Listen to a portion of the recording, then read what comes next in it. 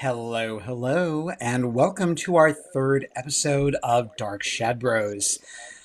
I hope that you are all in for a really fun night because our subject tonight is a lot of fun. Before we get into that, I just want to thank everyone who has supported us the last several weeks. At the top of the list, the wonderful Penny Dreadful, who hosts Terror at Collinwood, another wonderful Dark Shadows podcast that you don't want to miss.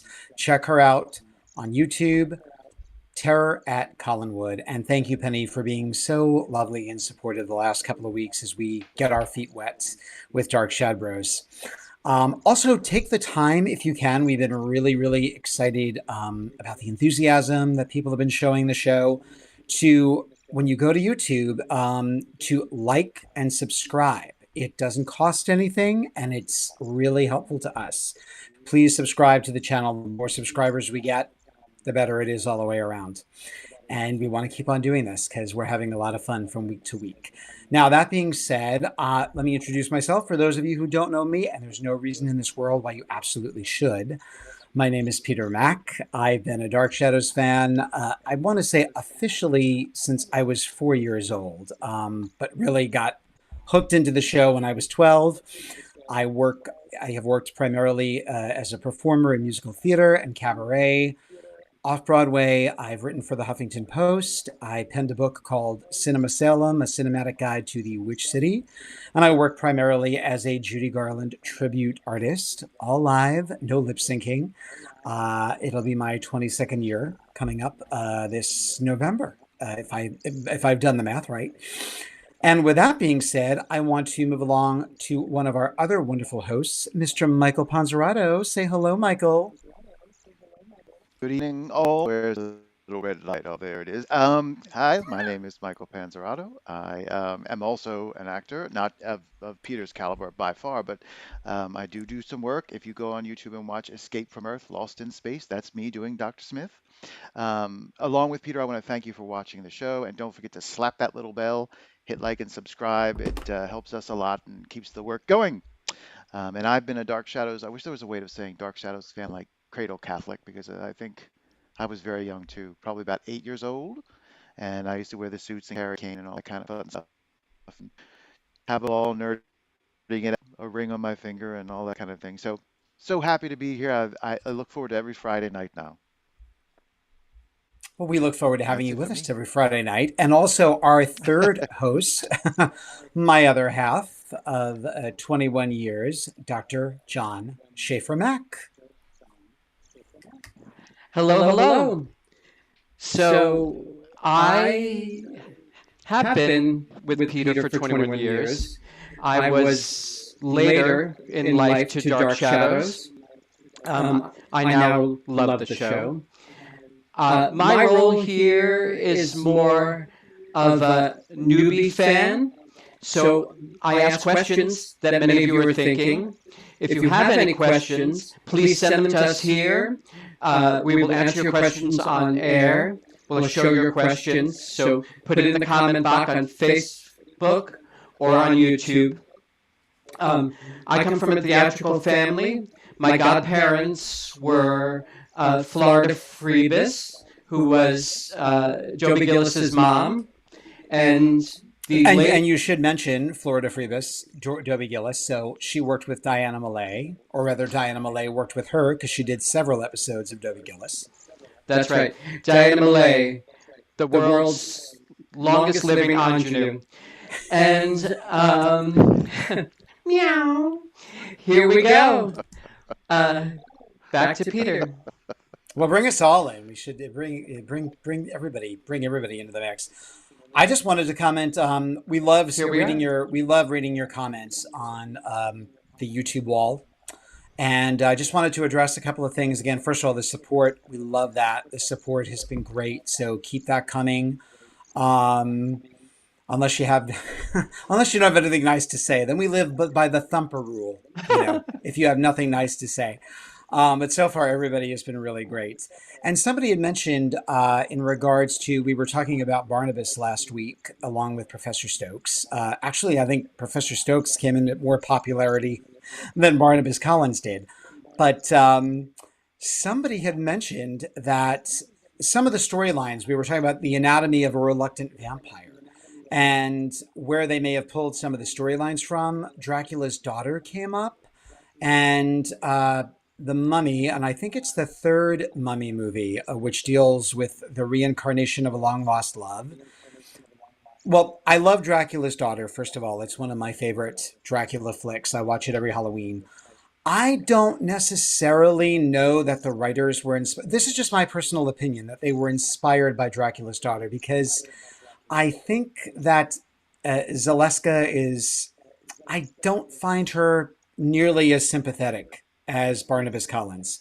I know that there's a kind of a Barnabas Collins, Dr. Hoffman thing going on there, but as well as in the one with John Carradine. Is it House of Dracula? House of Dracula, yeah, House of Dracula. where There's they were all later. very similar. Is that yeah? Thanks for keeping me honest, Michael.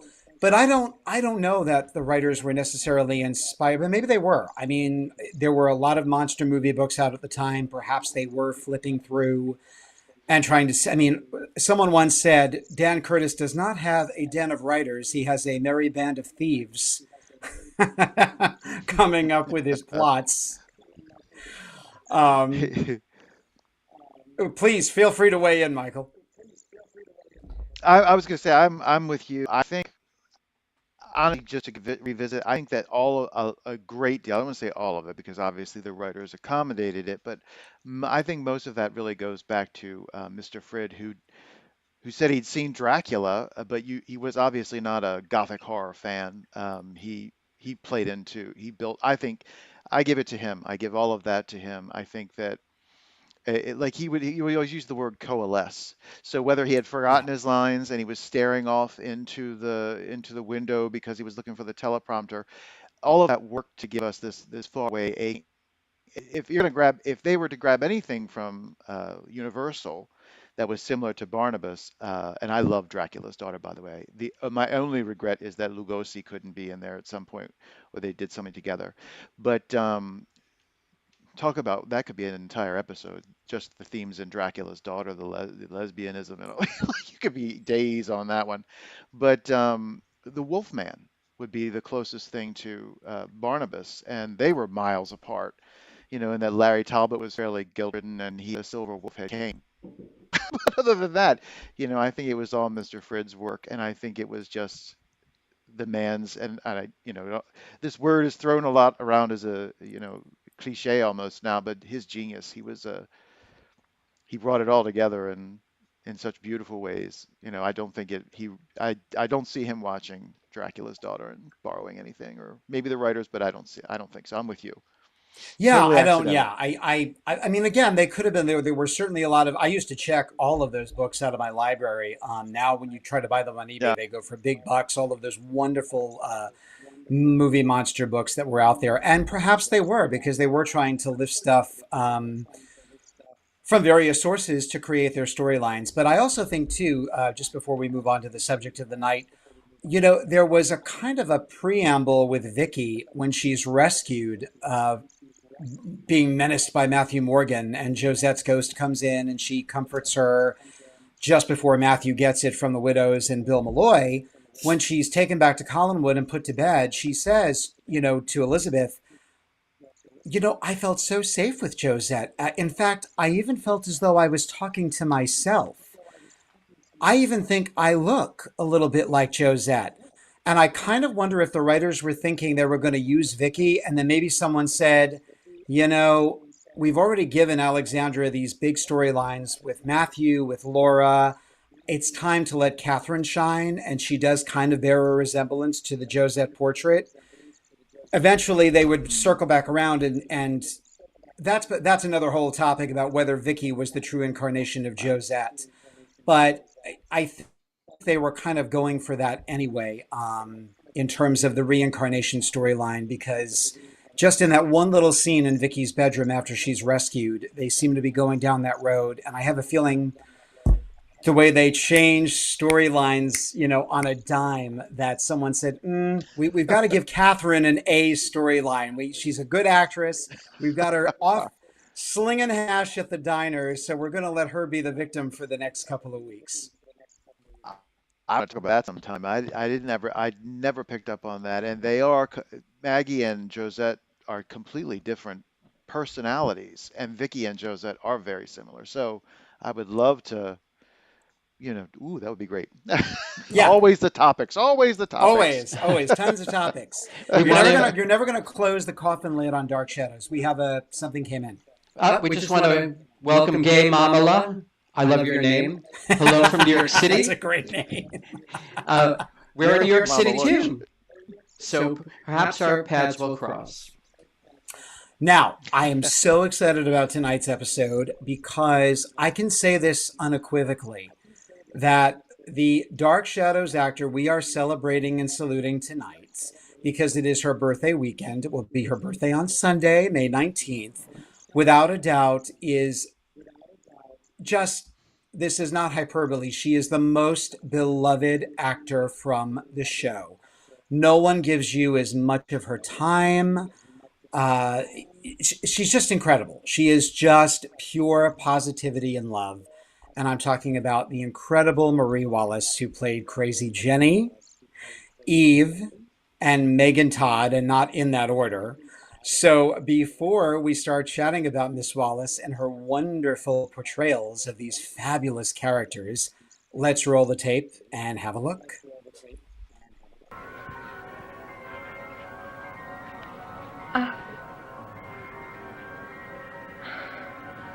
I have been asleep for so long. She can speak. She can speak. Of course I can speak. I couldn't. Listen to her. She can speak. Why are you so surprised? Who are you? I am Adam. How appropriate. The first man I see is named Adam. Where am I? What is all this? Who are they? Dr. Hoffman. Barnabas Collins. Why are you staring at me?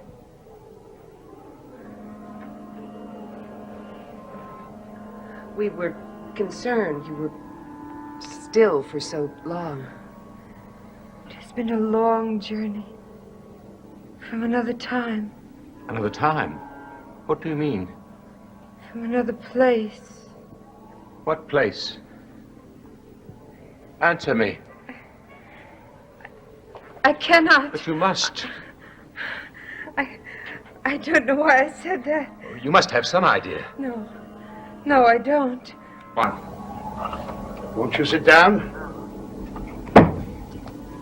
If our interest in you seems, well, somewhat excessive, you must understand. The experiment that was responsible for your existence has produced only one other person. Adam. Yes. Naturally, we're curious as to why you're not as he was when the experiment was over. You would prefer me helpless? Not at all. Good. We are most interested, though, in something you said when you first spoke.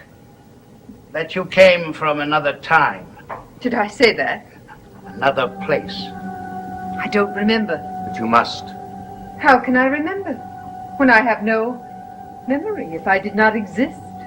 But how can you speak if you have no memory? You tell me. You've obviously been well taught. But there's something in your usage that suggests the possibility that English is not your native language. Really? I should have said French. Whatever that is. Your knowledge is curiously spotty. You understand, or seemingly so, everything we say, and yet you profess not to know the name of one of the principal languages of the world. I cannot explain my mind to you.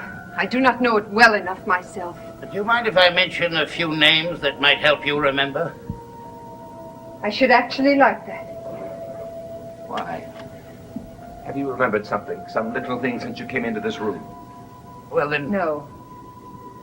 perhaps these words may give you a frame of reference, at least. Guillotine. Marie Antoinette. What a pretty name. No. If I remembered anything, it would be that. Danielle Roger. You shall be asking me next about Leona Eldridge, I think. Adam seemed to think her name would mean something to me, too. How strange you all are. You're in this room, aren't you? I know you are.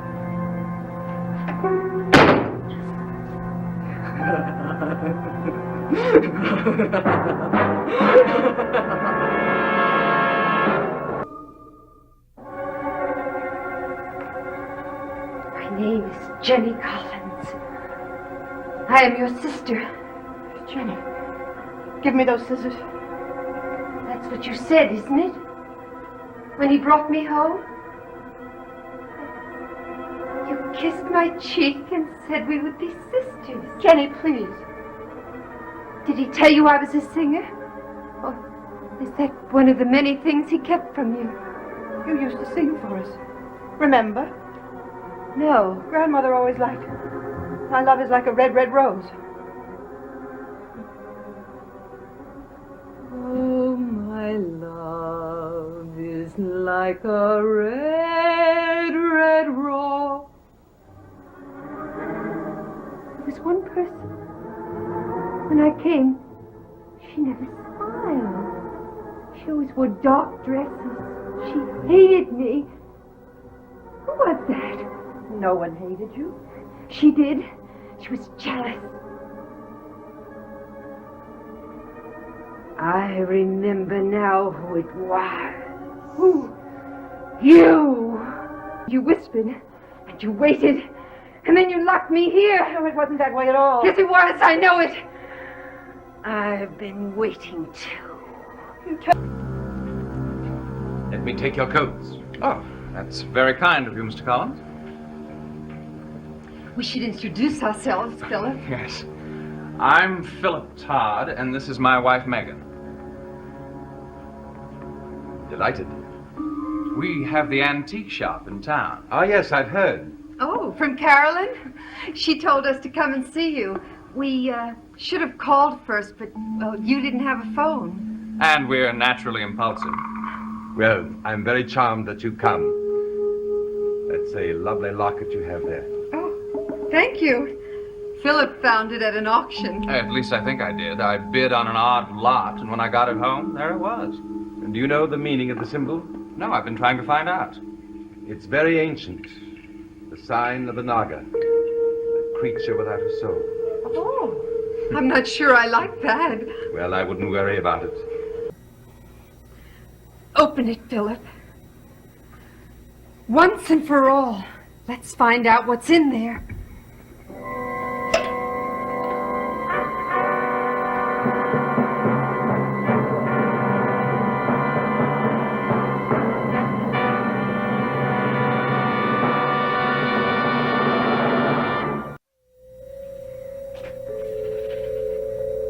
I wonder if Mr. Collins knew there was something in the box.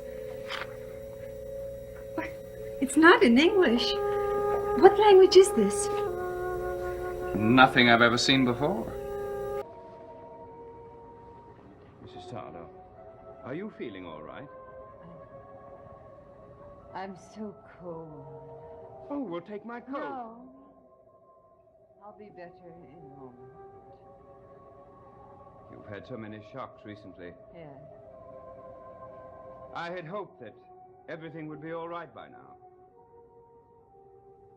Oh, Mrs. Todd, if I've upset you, I'm sorry. It was thoughtless of me to bring this up.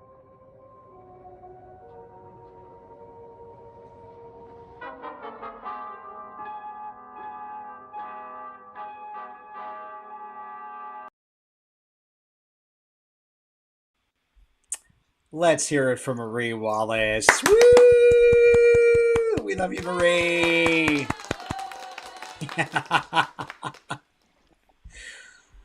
First of all, I just have to point out before we go on with Marie, how precious was Professor Stokes' tie? which correct me if I'm wrong, John. Wasn't that like the bisexual flag? Yes, the The bright pink, colors. the pink and the blue, and that he was wearing. I love Professor Timothy Now the debate Sticks. is, was that on purpose? Was that on? That's the new debate, along with did they steal from Dracula's daughter? And they should do it in the same episode. Oh, talk about diametrically opposed characters. I mean, and she played, I think, the saddest character in the series. I mean, you feel there are a lot of people who are under a curse, but Jenny is so sad. Like I'm always heartbroken watching her, even when she's about to Maria stab you. said she had the Nadia. most humanity of her characters. That Crazy Jenny certainly had the most humanity, and it's true. I mean, Yeah. and what a great character actress Marie is. I mean, the fact that you can go from playing Eve to Crazy Jenny to Megan Todd, a role she almost didn't get. We'll get into that. Um, Her first appearance on the show, for those who are curious, it was October 7th, 1968, is when Eve finally came to life. And she tells a wonderful story. I don't think she would mind me sharing it. She's told it in interviews. It's in her book, which we highly recommend, On Stage and in Shadows. You can order it through Amazon.com, and we'll talk more about the book later. But a lot of it, there is the book up on the screen there.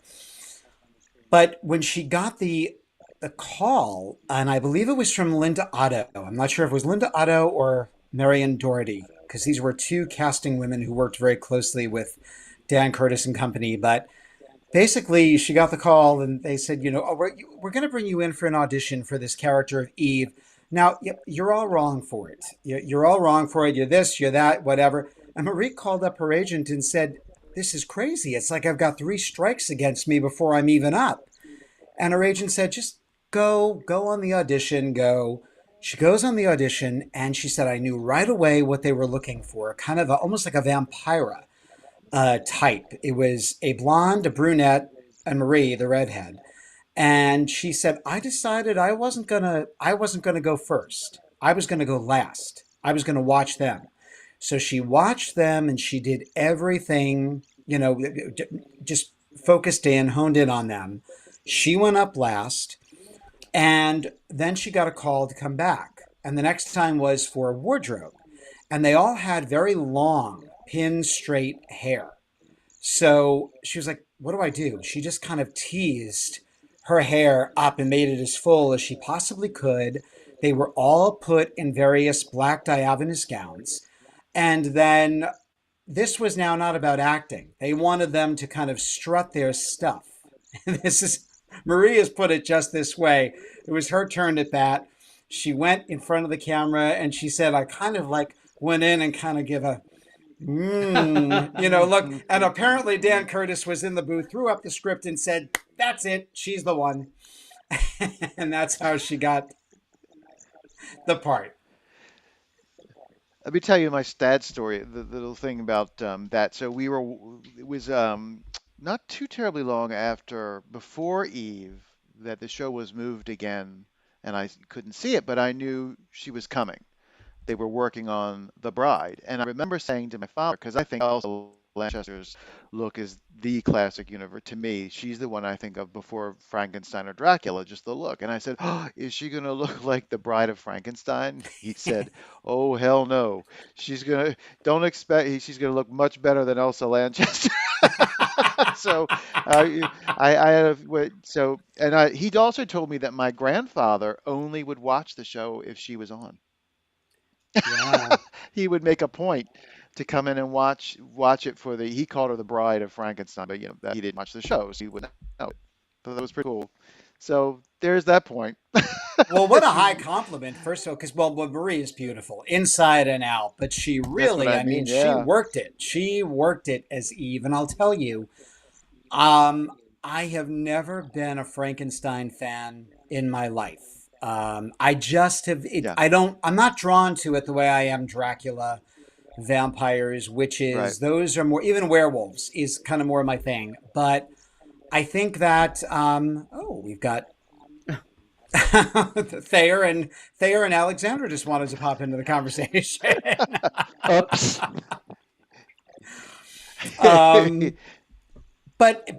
so it's not the Adam storyline is not one of my favorites, and we'll have a huge Right. conversation about this down the road. But I said right after 1795 is when they really went into soap opera land. That's to me when the Right. show started to stagger itself a little too much and things would go on just a little too long. And in my opinion, the Adam Mm-hmm. storyline goes on way too long. I met Robert Mm-hmm. Rodin at several conventions, sat at two banquet dinners with him. Lovely, sweet, charming. He wasn't he wasn't the strongest actor in the world. And I don't think that's telling tales out of school. Again, that's just my personal opinion. And there is, I guess, something kind of lovable about Adam, but for me, the story worked. The once Eve was in it, she gave it a nudge. It really, as we give it a zetza, it gave it a little zetza, if you know what I mean, Michael. You're right. You're absolutely right. It did pick up a lot. It got a lot more exciting, and that whole didn't they say that the spirit of the woman? What is the woman? The French woman that she was the Danielle most evil Roget. woman on earth, or Danielle Roche. Wasn't she? Didn't they actually say this was the most evil woman on earth at the time? And she Yeah. played that because she didn't beat it to death. She played that beautifully. Because you tell somebody something like, "Oh, by the way, you're going to be the most evil. You're inhabited by the most evil woman on earth." That tends to give people license, and she didn't at all. It was beautifully balanced, like that whole Delicious. conversation we just watched. That's right. She played it beautifully. She had Stokes and Barnabas on their toes, so good on Very her. much, yeah, very much on their toes. It's true because yeah, she's Danielle Roget, the most evil woman who ever lived, and then she's Leona Eltridge for 2 minutes, who then all of a sudden, we get there's Marie, who the big question was why she didn't have any scars, and Marie said they tried it. They tried giving me a neck scar. They said, well, let's just give her one big scar around her neck. And when they went to do the makeup tests, it looked like, she said, it looked like a beautiful necklace. It looked like I was wearing a necklace. So I guess Leela and Henry Kaplan and company were like, okay, you know what? Dr. Hoffman, she's perfected all of the mistakes that Dr. Lang made with Adam. So this one's going to be sans, no zipper in their neck, no nothing. She's, The aside Hermione from being a Granger of Hollywood psychologist, a strikes blood again. specialist, now Dr. Hoffman is also a really good, plastic surgery. Plastic surgeon. I had I had my eyes done by Julia. Good Lord, the town, everything. Mm-mm-mm. That what's funny is I never really noticed that she didn't have scars. I never paid. I never. I just took for granted that she was, created from molded people, and that she's too pretty for scars. They probably figured, why mess it up? Wow, that's pretty cool. I didn't know that. The June Yeah. Cleaver pearl's only much more menacing. I No, loved if they her had done watching it, Miss Wallace work with Humbert too, with Nicholas Blair. I love those scenes as well because she, like Julia, I mean, he and Angelique were always going back and forth. I mean, but Angelique had powers, and Julia didn't, and neither did Eve. And Eve would go toe to toe with him quite often too. It was pretty cool to me. and she came on to him. I mean, Yeah. there was a palpable thing where she really was. What's that scene? What does she says to him something like, it's almost Mae West. She's like, Nicholas, you're my kind of man. Like Couple Rose of Nyland things. bouncing on the leg. Oh yeah. uh, Peter, when he plays that part, does that. Nay. So a couple of things. First is Marie's husband was a renowned plastic surgeon at New York Presbyterian. True. And we have gotten this question 6 times, slash statement. Is it true that she almost played a 4th character? Yes. Yes, we're getting ahead of it. I Okay. can answer the question now, unless Michael wants to.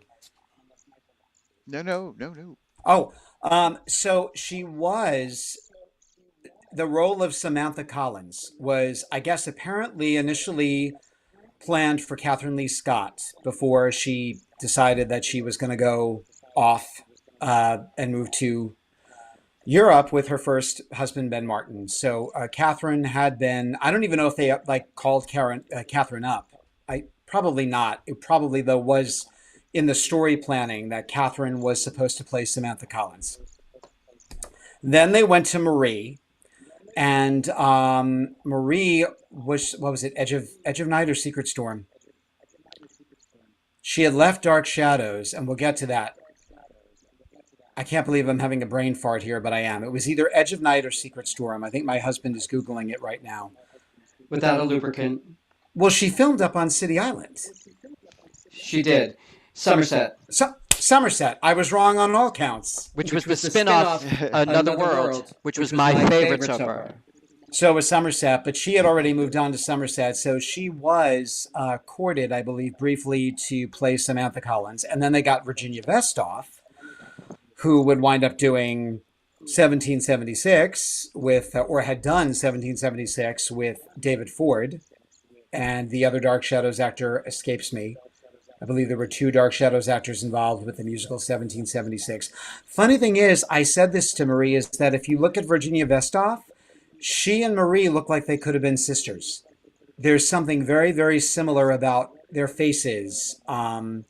So that was then immediately when someone had said to me, you know, that it was supposed to be another actress. And I was like, I bet it was Marie, because she and Virginia bore a similar cadence to each other. So yeah, she was courted to play Samantha Collins, but that went to Virginia Vestoff because she was happily doing Somerset. I can't believe I forgot that she was doing Somerset. Bad fan, bad fan, bad fan. That's pretty wild. Yeah, I would have liked to have seen her more. totally, totally, totally. I bet if we looked at the wall, you've probably heard Dan Curtis say this in interviews, but outside this, and when you go to the building, everyone says that there's nothing left of the studio because it's now condos. That's not entirely true. Where the stage door was, those are the same bricks. So the door that leads into the building, that is the same. They gutted the inside out. The window structure is the same. But anyway, when you would go by that door, there would be all of the names written. So it would say Quentin, Quentin, Quentin, like in different scrawled teenager handwriting, or, you know, Jeb, Jeb, Jeb. So, and Curtis would joke with him, you know, listen, if I see anybody's name going down there, you're going to hear it from me. The wall count is really important. I would wager to say that Marie's name had to be on that wall multiple times because everybody loved her. Hmm. Hmm. I'd be inclined to agree. Yeah. But with Eve, again, as you pointed out, Michael, it's that being the most evil woman who ever lived, she still didn't play it one note. I mean, she's extremely imperious. There's nothing really likable about her, but yet you love to hate her. Right. She's a great great villainess. She really is.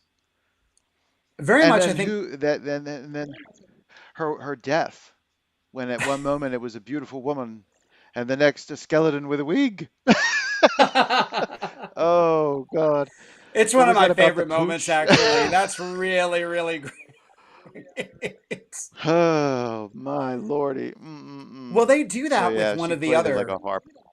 They do that with one of the other women, isn't it? In 1897, or is it in the? I'm getting my storylines confused. It's. I feel like it's at a séance. Maybe it's the preamble to Eve. All of a sudden, they cut over to the chair, and there's the skeleton in the same costume that the actress was wearing, and the wig, and the feather in her hair, and the whole. That must have been, didn't they brought her in through her spirit in at first, didn't you? Nicholas summoned her spirit in, and maybe that was it. Remember that very clearly. Uh, Uh, uh, uh. so Catherine Glick, who has not missed an episode live, Hello, Catherine. has let us know Hello. that the other actor was David Ford, who played John Hancock in 1776. David Ford. Correct. Oh, it's Uh, Virginia Vestoff and David Ford. That's right. you're right about them having similar looks, though. Very much so, yeah. And Virginia I Vestoff told and Marie that, yeah. and she said, "You're right. We could have definitely played sisters in something." And sadly, we lost Virginia way too young to, I think it was ovarian cancer. She was only in her 50s, Mm, but she was wonderful. I loved hers. But Marie would have done a great job with that part. It would have been a great role for Catherine as well, because poor Catherine, every time you turned around, they were making her Josette again. I mean, for 2 minutes as Lady Kitty Hampshire, she's this wonderful gold digging, unscrupulous, villainess. And then all of a sudden, that damn music box comes out again. she's sucked in the portrait. I That's such a love weird that. scene too. I love Jo- that moment. And right, and he's reaching through the portrait. That's pretty great. That's pretty great. hmm I also the relationship between all of the relationships that she has, but the fact when she starts playing with Adam, and I had that scene in the reel and I had to pull it out for time, but when she starts kind of flirting with him and telling him how handsome he is, it's almost like when Barnabas starts flirting with Julia. Oh yeah, when he's being very nasty to her. Yeah. When Carolyn's listening and she gets on, jumps on him for it. Absolutely. It's that kind of cruelty. It's the same thing. You get the same sense. Yeah, hmm you feel bad. I mean, you do For feel dumb bad for Adam. Adam because she having just gone for another long walk, and he's like, "Where do you go when you go on these walks?" Yeah, damn it. Uh, uh, uh. But she worked. She Golly bounced. day. She bounced beautifully. Well, and she did very smoothly, and the amount of emotion and it had to be exhausting to play Crazy Jenny. Like when you watch her physically and emotionally, it had to be exhausting to play that character because that character is on high. One of the best, I think, one of the sweetest scenes in the show is when she runs to the old house and Barnabas is there and he's trying to like figure out what's going on and why is she behaving like this, and he gives her the brush and he sets her down and gives her the brush and tells her to make herself pretty and all of that kind of thing. I think that's one of the sweetest scenes in the show, and she breaks your heart. She really does. Even as much as she's singing to the children that aren't there and all of that, she is a very manic character, and it takes a lot to pull off a character like that without going Daffy Duck mad, and she didn't. And I think about that all the time, how she must have probably been exhausted when she was done playing um, Crazy Jenny, and then be called Crazy Jenny with the curls. And she came up with all of that. That was Marie. The look was totally her idea. Again, like let's just make the hair crazy and the little ringlets and the underlashes, those kind of Liza Minnelli underlashes that she has on That's underneath. wild. I didn't know. That was her idea. And in That's pretty fact, cool. Marie, gosh, she could keep me honest on this.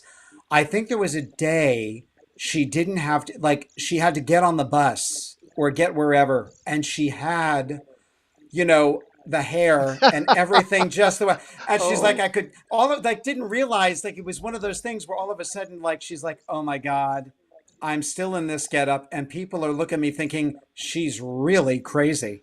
She's she's on the pot. She's smoking the pot. Yeah, back in that era. Oh my God. Well, that's there's something I was going to say about Crazy Annie.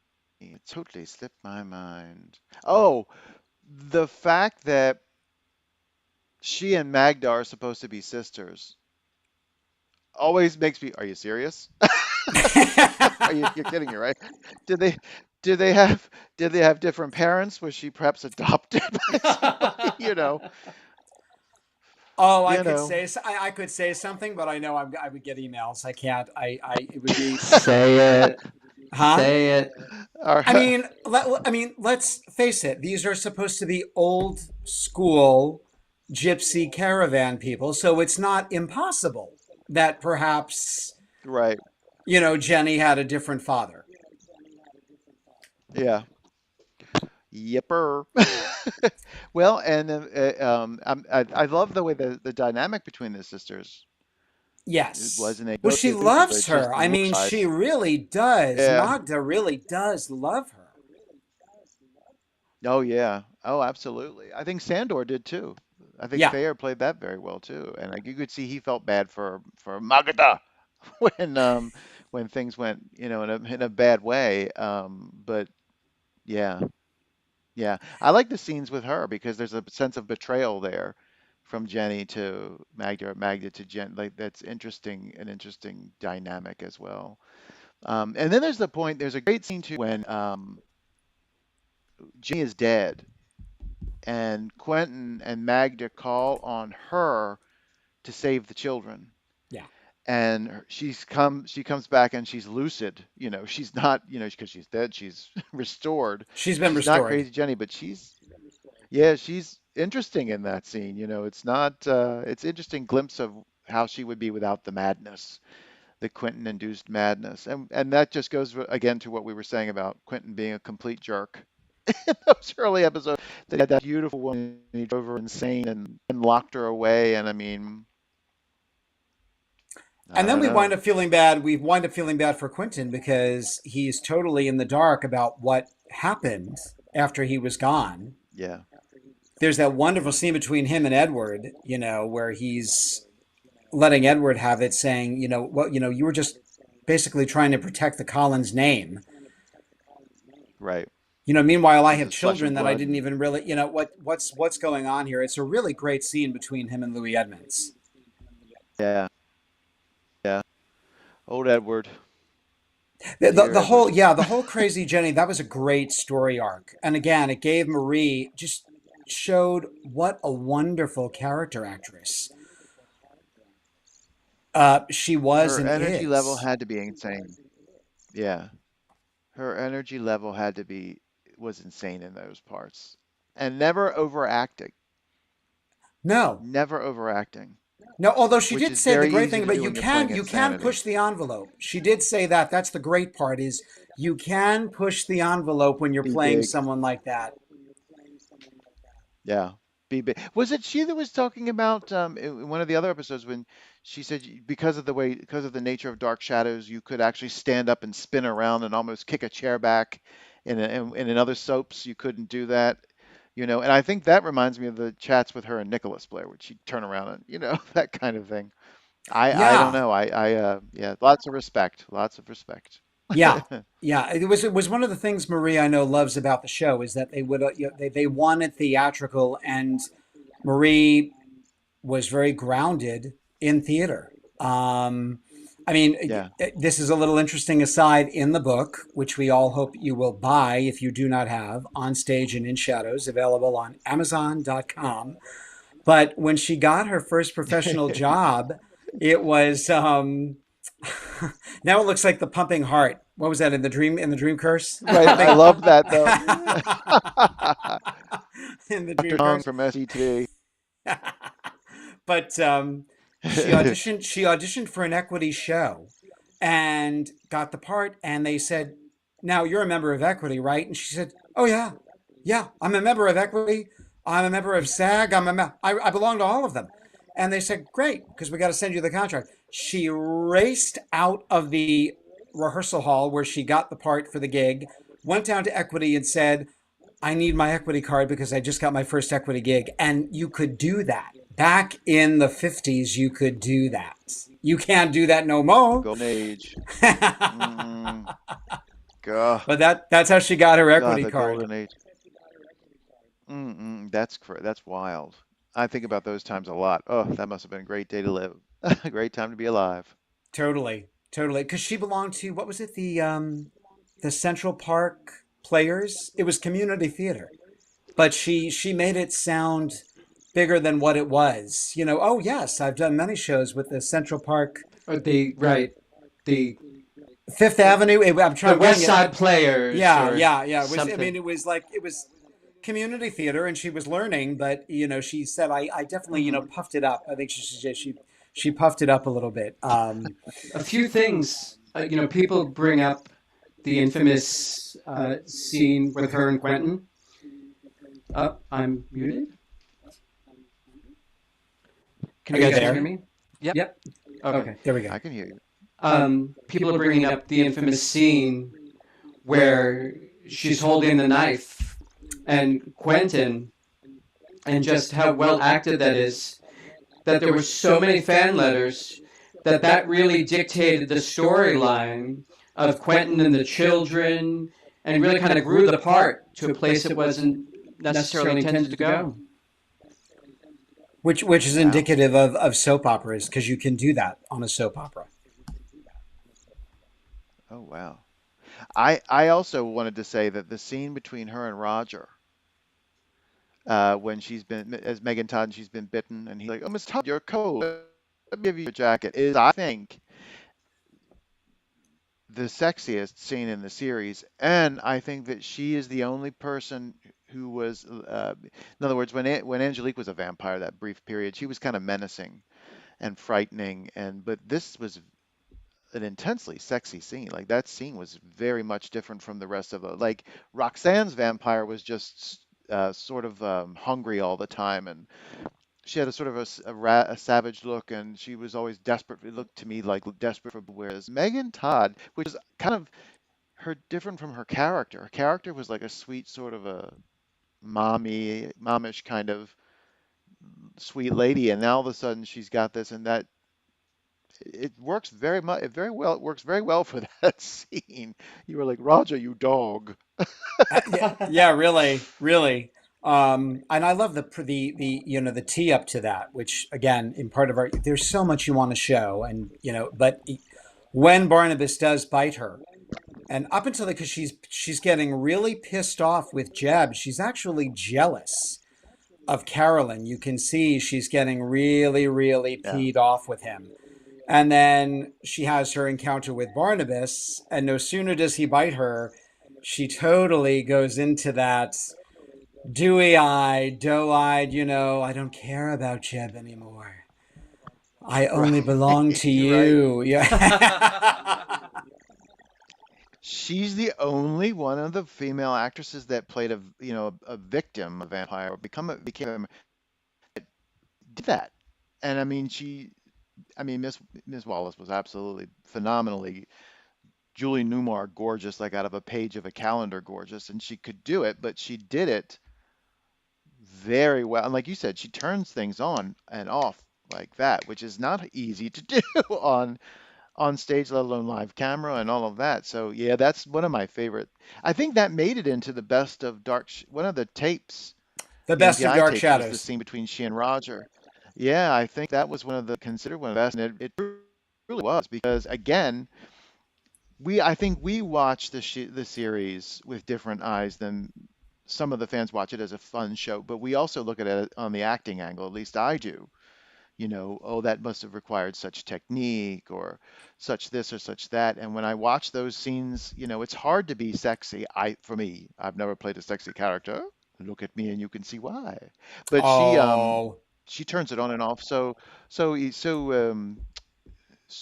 with such rhythm and such grace, and like I said, I love Laura Parker, and her vampire was great. I couldn't wait for her to go back to being Angelique the Witch because that's my Angelique is the witch, but she didn't do that. Neither did Roxanne, neither did uh, um, any of the other ones. I don't think Carolyn ever got powers when she was just sort of confused Carolyn, but she did it beautifully. So kudos to Miss Wallace for that one, baby. I think it was almost like, and maybe because I hate to say because she was a female, but she kind of took Willie's place in terms of being under Barnabas's thrall. Oh, right, right. and Yeah. protecting him, but it never quite, because Willie, I mean, Willie never got any powers. I mean, he never had any superhuman strength. It was just, you have to wonder. One would assume, which of the directors said this? I think it was Bob Costello who said, every time Barnabas needed a little nip or a new supply, he would probably go and bite Willie on the wrist again, just to keep him in line. You know what I was thinking about this, and this is sort of even on for the whole Eve topic.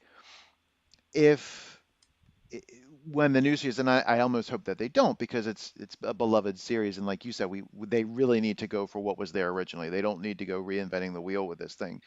Set it back in the 60s, have people who are similar in type and style to the others. But sometimes I let my mind take flight and I think of how scary you could actually make dark shadows. Like what you're talking about of biting Willie and then repeatedly biting Willie, or the most evil woman on earth, how much damage she could have done.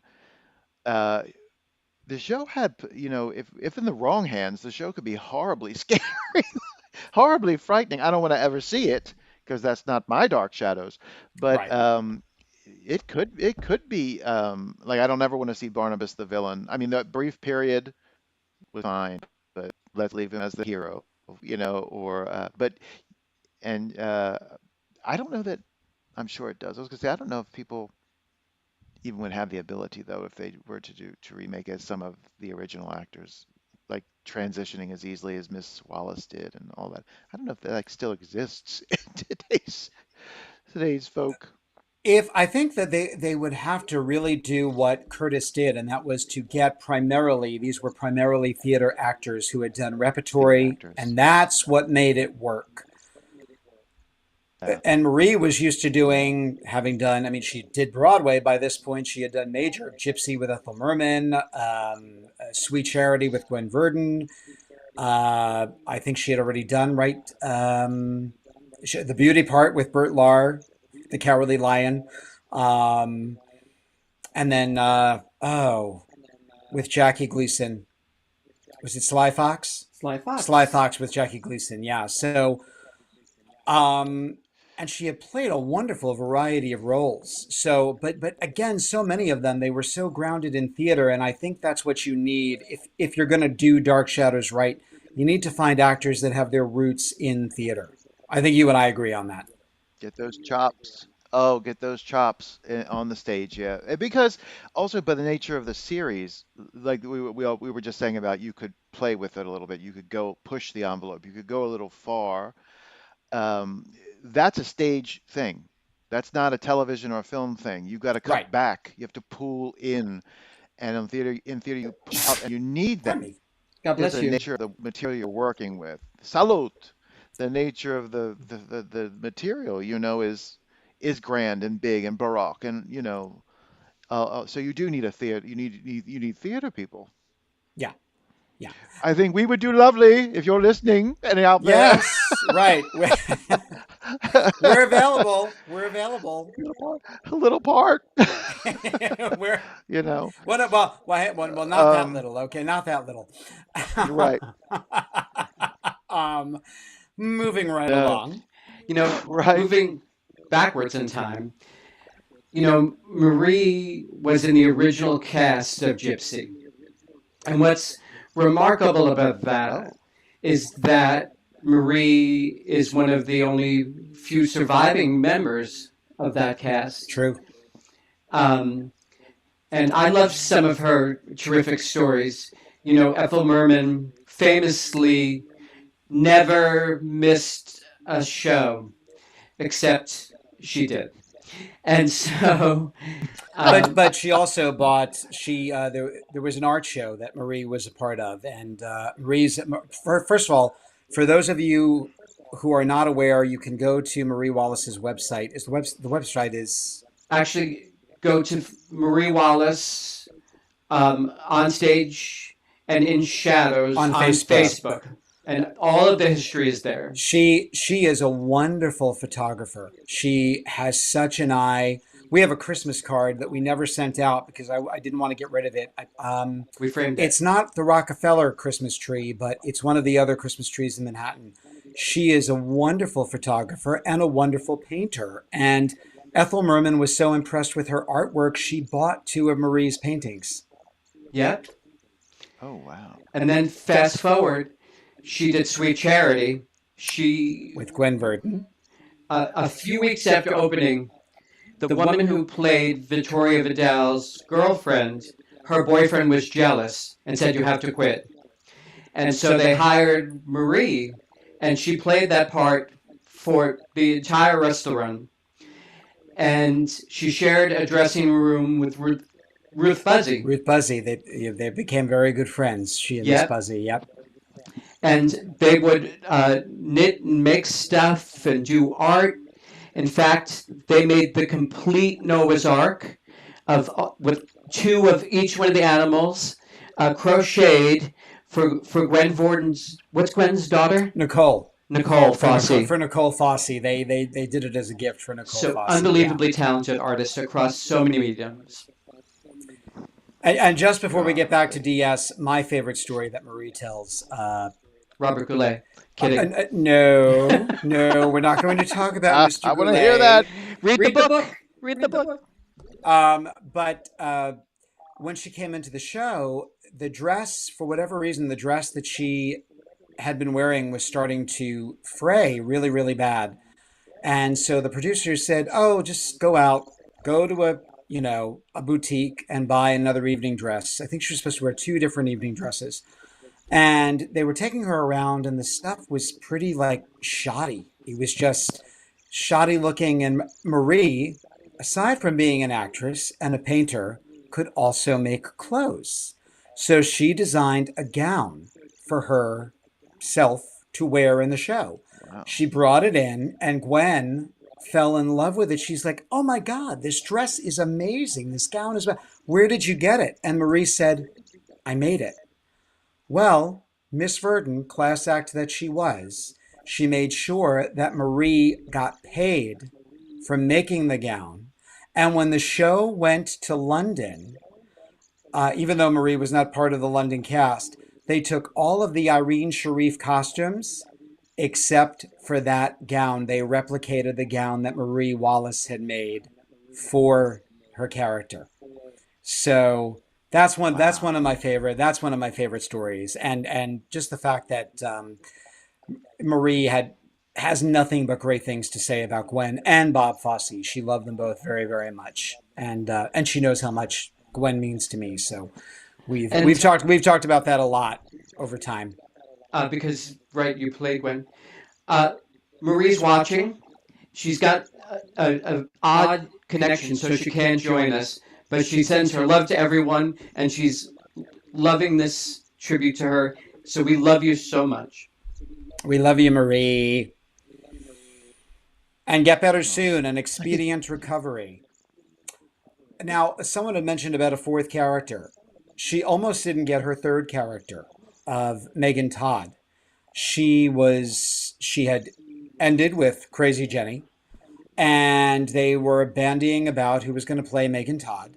And someone said, "Why don't we get Marie Wallace?" And Gordon Russell, one of the head writers, said, "I don't think so. I don't think she's right. She's all of these, very strong women, or is she out there in Crazy Jenny? And Megan is kind of the sweet little girl that owns the antique store. I don't think she's right." Marie did not know this. She knew nothing about this. She got the part, and about, I guess, a month into playing it, she shared a cab home with Gordon Russell one night. And he said, I've got to tell you, I was against them casting you in the part, but I was completely wrong. You're doing a wonderful job. See, that's what we're talking about. Diametrically opposed characters that she played, and she played them so damn well. With no issues at all. And you don't. It's the same magic that you have with the rest of them. You don't pick up. You don't mind the fact that it's the same actress playing different parts. You love that about the show. Absolutely. And she's seamless. Well, they all were really, but she was seamless about it. I love Megan Todd too. I do. She's enjoyable. Well, that's why I you know? put in the reel there. Like when she comes into Barnabas's house, she's totally devoid of Eve or Crazy Jenny. She's all kind of like, "Oh, this is my husband, and it's so nice to be here." And she's, I wish the character had had a chance to stay like that a little while longer, because once they open the Right. box, I think Alexander changed her. I can't stand that kid. That's the little chubby cheeked boy, right? The youngest one, the younger, yeah. Yeah. Yeah, he grinds the nerves a bit, but maybe that's character. Well, but it's also like now you understand why some animals eat their young. Young. Oh my God. Exactly.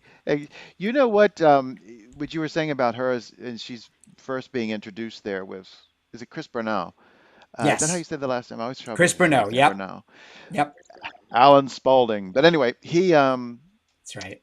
him, you look at and you say, okay, he's got this Colin Wood air about him. He's a normal guy, but he's got kind of an erudite, urbane air, but when she walks in, you're like, oh, you're in the wrong town, sweetheart. You're too nice to be here.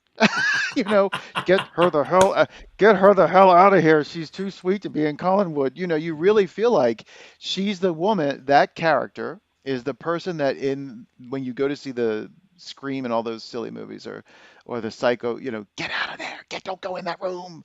That's her. Get her out of there. She doesn't belong in Collinwood. She's too sweet. She has that kind of innocence, which, by the way, certainly Eve did not have, and neither did Crazy Jenny. She has that sort of.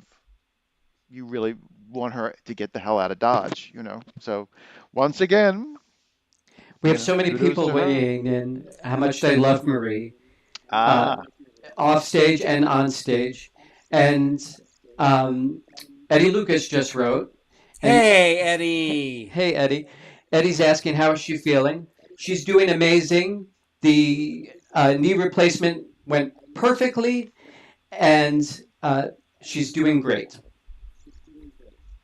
Yeah, Marie is a trooper. Marie is a trooper. I've said this when you Marie are the person I want to be when I grow up, because that is just she's got the best outlook on life. It's always positive. Although every once in a while she'll cut loose with a little something, and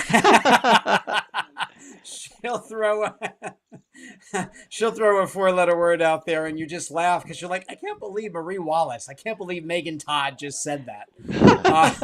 just said that. She spent too much time in Collinwood. I told you. You would have enjoyed this, Michael. You can She get that did. from her Facebook. What was that? That positive energy. You get that positive energy from following her on Facebook. You can really Yeah, see it, sense it. yeah, yeah. Marie always sees the good in everything. She truly does. And I used to love at the festivals, Jonathan Frid would do his one-man show, Louis Edmonds would do his cabaret show, Yeah. and then Marie would start doing usually just a monologue. And she did two really, really brilliant monologues. I think one had been written especially for her. She and I have talked about this, but she did a great piece, which I think is on YouTube to listen to, with Jonathan. It's called Mr. Preble Gets Rid of His Wife. It's a comedy piece. And I was the Thanksgiving convention because it was Thanksgiving weekend of 91, I believe, November 1991. Um, and they performed that there, and they were just a hoot together. Wow. And then they would go on to do The Lion in Winter. She played Eleanor of Aquitaine, and Jonathan directed her. Yep. That's not an Incidentally, easy part either. she's my By the 26th way. great grandmother, Eleanor of Aquitaine. Take Oh, that and cash it. okay. Um, you know, her and Jonathan were close. Jonathan directed that production, and she played Eleanor. But I know she really looked forward to all of the times they got to perform together. His degree was in directing Well, he from Yale. was. I mean, he was going. He had he had no intentions of doing a soap opera. He was on his way from California back to New York to go back to California to start teaching. He wanted to do direction. Oh gosh, was it UCLA or a Pepperdine? Trying to remember where he was slated, that he had sent resumes out. And then lo and behold, the phone rings and it's, hey, how would you like to do a soap opera for 13 weeks? Right. Which will last forever. Which will, yeah, it'll last forever. Um, They had a good chemistry too. Very good chemistry. Very good chemistry. Yeah. Yeah, she clicked well with Jonathan. She clicked extremely well with Humbert, and she said that. She also was very Mm. attracted to Humbert. She said that as well. Oh, really? Oh yes. Yeah. I'd Yeah, like to well hear it's about funny. that. It's funny. I mean, it's funny to see him without his Nicholas stash. Right. When you see him in House of Dark Shadows as the Doctor, and you're like, oh, that's what he really looks like Right. In the gray suit, though. In the in the gray Nicholas suit. suit. In the gray suit. Uh, Anyway, I love when they were recycled doing, stuff. we were talking about retro casting, and someone said, Mm. if someone was, if someone was going to play Crazy Jenny in the movie Dark Shadows, who would it be? And she said, Britney Spears. Nah, Miss Wallace said that? Yeah. That's funny. That's so true because she's got that kind of like look Yeah, in a lot of the things now. That's hilarious. she could totally, Britney she could Spears. totally do it. You know who would be a good Rita Hayworth? Oh yeah. Oh yeah, oh yeah, Be a yeah, good Eve, yeah. yeah. Well, Marie could have played Rita Hayworth. Yeah. Uh-huh. Yeah. I Yeah. mean, when you see, what 100% is agree it on she that. showed us? I think she sells them. I think she sells replicas. When she was modeling and she did a St. Patrick's Day Gorgeous. ad. Oh my God! It's one of those beautiful oversized ads for like, I might have a copy of it. Let me see if yeah, I can for find almost it. like for like a Life magazine, and she just, I mean, Marie is beautiful. She's beautiful. Marie, we're gushing over Hmm. you here, but just gorgeous, gorgeous, gorgeous. Um, but I love that I wonder if you transition can with find it Megan, how online. we go from the very kind of dutiful wife. She's very, very devoted. And then all of a sudden they open the box and now she's shifty and almost cat-like. There's something Yeah. almost cat-like about Megan Todd. And then she Yeah. becomes a She vampire she and loses that edge. She loses that sweet. There's a scene in a Hammer film where there's a young girl who's bitten by Dracula, Christopher Lee, and she's clutching a doll. And when he bites her, she lets the doll go. And that's supposed to symbolize that her innocence has been taken and all of her that. It's innocence that is sort gone. of same deal when she opens the box up. It's you hear the trumpets, well, welcome to Collinwood, you know. One of those, it's that moment where we lose that sweet girl and yeah, I agree. Didn't she want to get rid of him? Um, Philip for a short. Does she want Well, she does. She sneaks into the jail and she bites him. to? She bites him. Okay, there we Yeah, go. she sneaks into the jail and she bites him and because Philip is then whoosh, gone. That's Yeah. it. And then with Oh shit. Marie, Okay. it was a question of she said, "There I'm a vampire, and they put me in a coffin." It was she said apparently it was a coffin that had been made for Nancy Barrett, who's a Munchkin. Marie is this tall, statuesque. So she's like, I'm Yeah. crouching in this, like, look, you can see I'm crouching in this coffin, hidden in the she's in the East Wing, because that's when they start to kind of cross over into parallel time when they're trying to find where she's Time. hiding Yeah. out. So her agent calls her and says, "Listen, I've got a gig for you. If you're up for it on another soap." And she said, "Yeah, I think I should audition for it. They're driving a stake through my heart today." Hey man, she could smell it coming. You know, the pink slip. Unemployed, baby. No, thank you. Didn't they do that to Jonathan Frid with the coffin? Wasn't his coffin small for him? It was too small. And I thought they got it from a prop house, but like everything else, stuff turns up all the time. There are Cy Thomasoff's blueprints for the casket. So it was designed specifically for Jonathan, and I guess they were like an inch off. Oh, wow. That's brutal. To lay like that and have to be squashed up in that thing. You've never seen a coffin like that, though, anywhere. I've never seen one that looked like that with the rim, the edging on the top and all of that. I've never seen The way they just kind of anything like that. layer the layers on the top. Yeah. Yeah, Yep. I've never seen one like that since, yeah. before or since. But that's again, Mm-mm-mm. that's Cy who will, I mean, he doesn't get enough credit because again, that's all part of the tone. That's all part of the Oh, tone of the show. Um, even the those studio, things were all characters of the series, totally, I think. totally.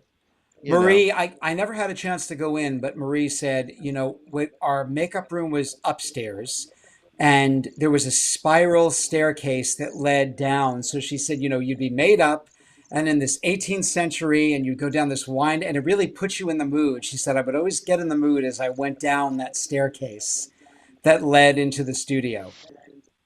And that would give a sort of grand feeling, you know?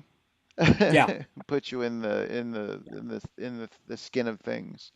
Did she ever mention how it was like her and Grayson to work together, or what she thought of? I would love to know. The It's sisters. I think it's funny. I was thinking about this the other night. Kate Jackson said it, Lamar said it, and Marie has said it. She said Grayson would do this thing when you were talking to her where she'd be flicking Oh, her tongue. She'd be flicking her tongue. oh, That was at oh, a that's a festival nice in picture. 2009. I love that picture of us. That's a really nice picture. Yeah. Everybody looks healthy and happy and Love it, love it, love it. lovely. Sorry. Oh no, no, no! I forgot about that. It was 2009. I No, no. remember that festival. But yeah, I think she got she got along with Grayson, and but I do remember that she said she would always flick her tongue against the top of her mouth while you were talking to her. Not pull the glove. No, she oh, we're gonna get in so much trouble. You know Yeah. that was there she is Watch. talking. She's talking to Barnabas. There she is talking to Barnabas and going, we're getting a little Freudian here, Julia. Right. What's happening? Right. Mm-mm-mm. Madam, God control love. yourself. Hi there, Julia. Julia. Julia. Mm-mm-mm. That's funny. Oh. But she was offered a little other interesting tidbit. I don't think she'd mind me sharing was that she was offered a commercial for oh gosh. Well, she wound up doing the Right Guard commercial with Jerry Lacey. You can watch that on YouTube. Oh, no And kidding. of course, she said, we never worked together. She said, we did a Right Guard commercial, but we did not do a scene together on Dark Shadows, but we did this commercial together. She got offered a commercial, and she went to Dan Curtis and said, I would need like I guess a day and a half off or 2 days, and he said, Marie, forget it. This is a soap opera. We can't rearrange our schedule for a commercial.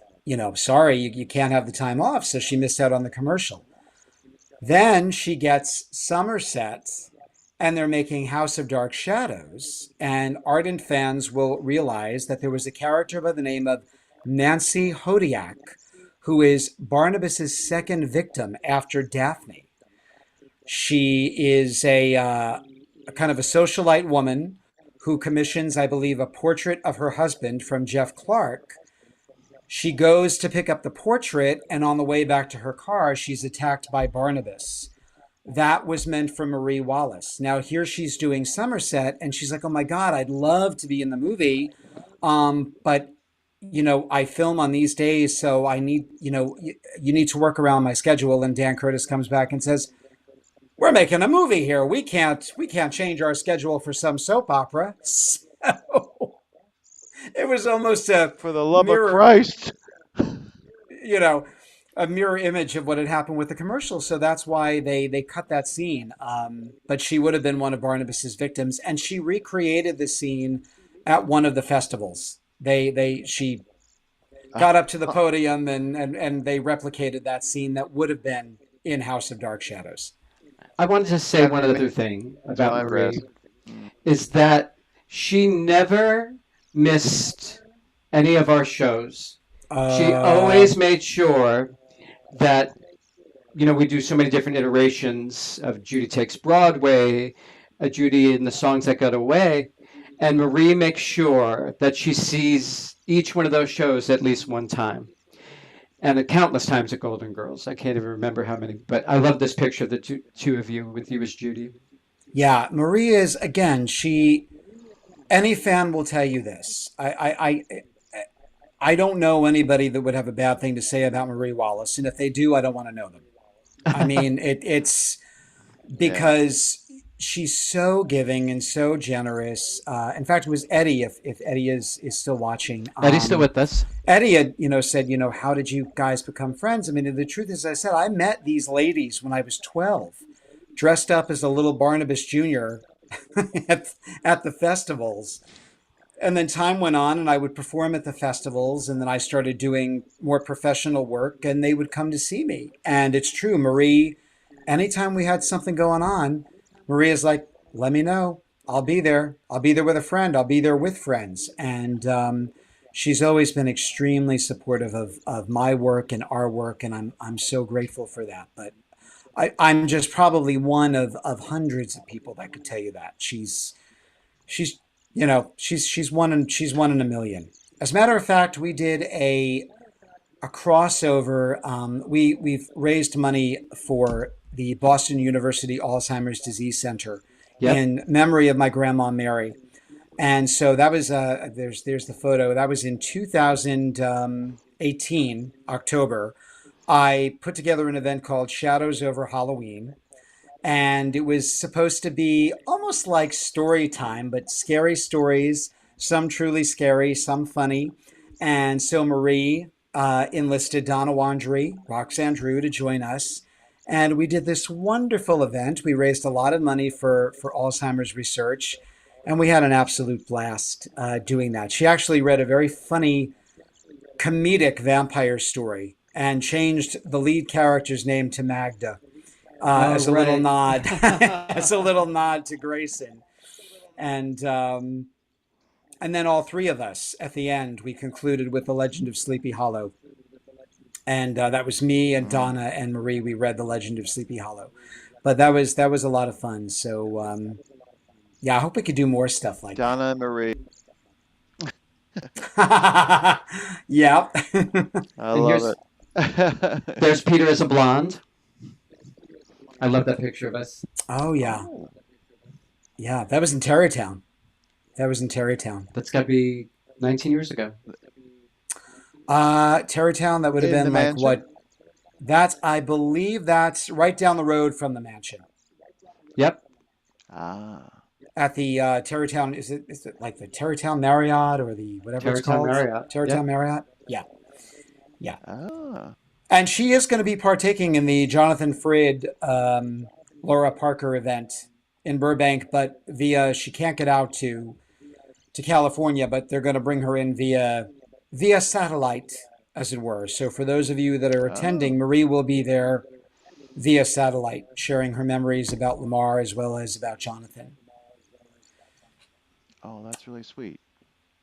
Has anybody else got a question, or has anybody else weighed in? I just want to make sure we didn't lose out on getting answers.